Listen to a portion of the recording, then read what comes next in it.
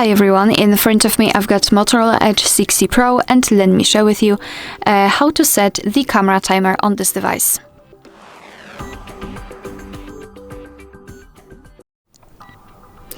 So let's start with opening the camera app. Let's tap on it. And now we are in the standard photo mode. So we can take a look at this option bar at the top, and on the second position from the right we've got the timer. So we've got this crossed out icon. Let's tap on it.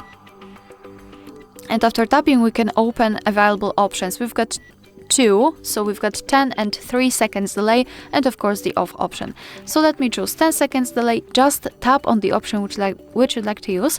As you can see, the icon will also change slightly, so you can always check whether you've got the timer set or not.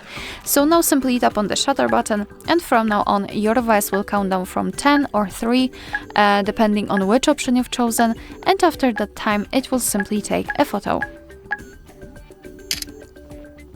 Okay, of course you can turn this option off. Just tap on this timer again and tap on this crossed out icon, and now your device will take photos right after touching the shutter button.